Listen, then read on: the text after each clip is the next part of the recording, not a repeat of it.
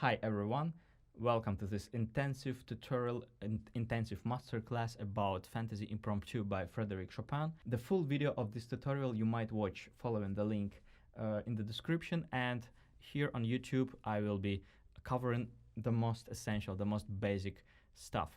So I will break this lesson actually in two parts. In the first part, I will be speaking more about resolving technical difficulties, about technical challenges that many students experience within this piece.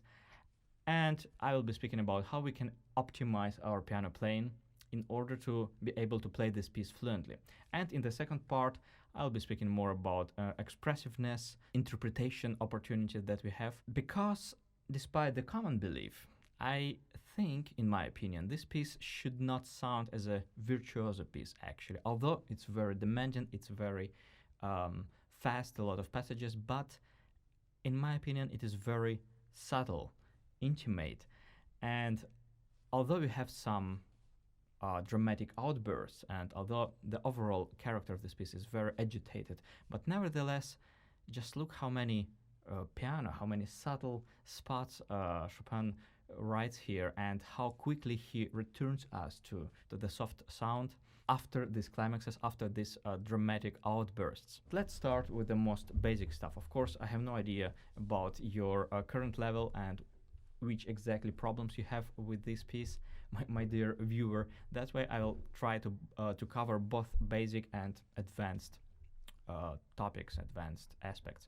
So let's start from each hand separately in order to figure out how to resolve some most common difficulties, and then we'll speak about how to combine them and manage these beautiful polyrhythms, 3 against 4 that confuse so many students, and then proceed to the interpretation. So let's start from the left hand. In order to play the left hand without technical problems, we should combine two principal motions of the wrist. So first of all, this is a horizontal motion.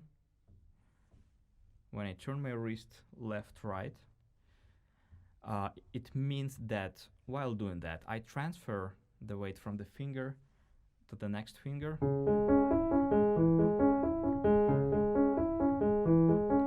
So that's my horizontal motion. And what is very important is not to hold these notes longer than necessary. So as soon as you proceed to the next finger, you release the previous one, because a lot of people have problems of releasing fingers that are already done. So this is something to pay attention for. But there's also a vertical movement, meaning up and down. So when I start with the 5th finger, I kind of push my wrist up slightly. I'm exaggerating right now just for the demonstration purposes, but nevertheless, it's a movement up. And on the thumb, I lean toward the thumb, so my wrist goes down. So up, down, up, down. So those are two movements that I have exaggerated right now, and together they form something like a circle. So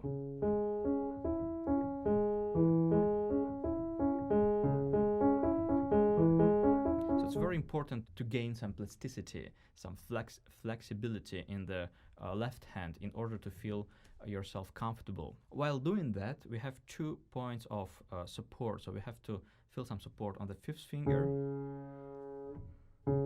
while going up, kind of pushing off the 5th finger. Those notes are lighter, and enough support on the thumb. You might check out a special video about the thumb and stability in this finger, and this point is very important because it gives me a feeling of a proper contact with the keyboard, and it also gives me an opportunity to release all the other fingers. So while resting on this key, I can release all the other fingers more efficiently. That's why actually in the earlier version of this piece, these notes were actually accented. Later, Chopin decided to avoid any kind of accents, and that was a really good idea. But it explains the importance of these 2 points of support. And since we have black and white keys and pretty wide structures that we play within one hand position, actually, so you don't throw your second finger over the thumb. Never. Just once in this piece, just in bar 14, there's one exception for E major chord.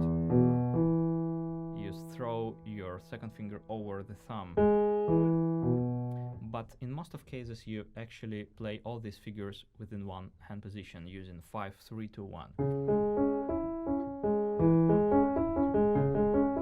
Or as an option, you can also use 5, 3, 2, 1, and on the way back, 1, 2, 4, 5. So you might use third finger and then fourth, and then third again. So this is exactly what Hanley-Verlag edition suggests.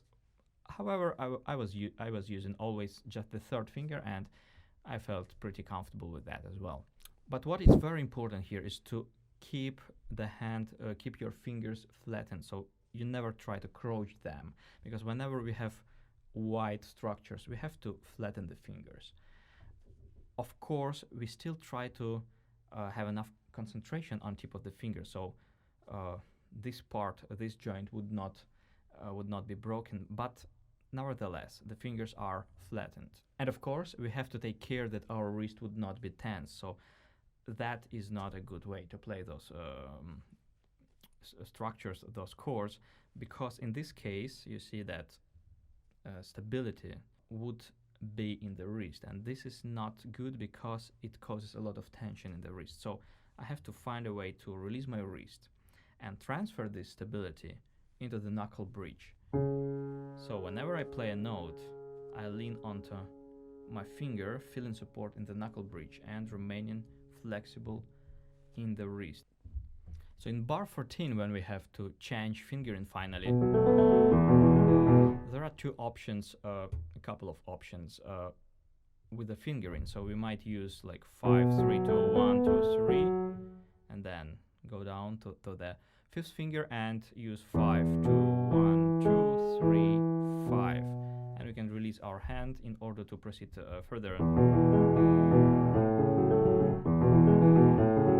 But I find it a little bit uncomfortable, so I would use actually 5, 2, 1, 2, 1, 4, 5. That feels much more natural because it gives me a nice connection between these hand positions.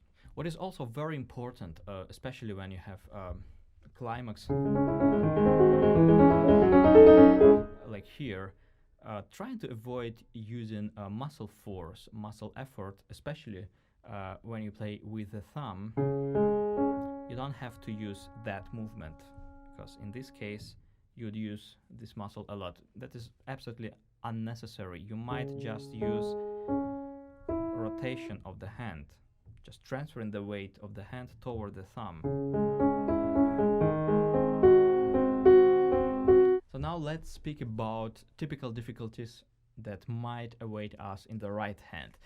So one of the most common problems why so many students have technical difficulties with it is because so many people play with isolated fingers, using mostly just that muscle effort and not using rotation and all the other features that help us to resolve difficulties and help us to work less. So these motifs, they are actually not as difficult as they might seem, because we might use a simple rotation in order to play them. So for example, I rotate my wrist to the right, and then to the left, and then to the right again. So that the whole group is being played within one wrist movement.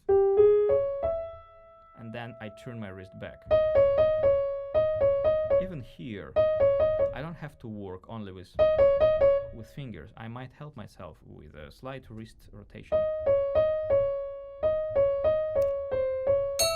And all these four notes also. And in addition to this rotational element, we might also add some wrist movement. So this wrist movement would help us to unite these motifs. And for this, I would use some support on the thumb. So both times when I play with the thumb, I go down with my wrist, leaning toward the thumb properly. Down, up, down, up. I'm not accenting those notes. I don't have to bump into them. Instead, those are actually the softest notes indeed, but I still try to feel support. I still try to lean toward these notes because that gives me a nice shape in the hand that would also affect phrasing, that would also make these motifs sound musically.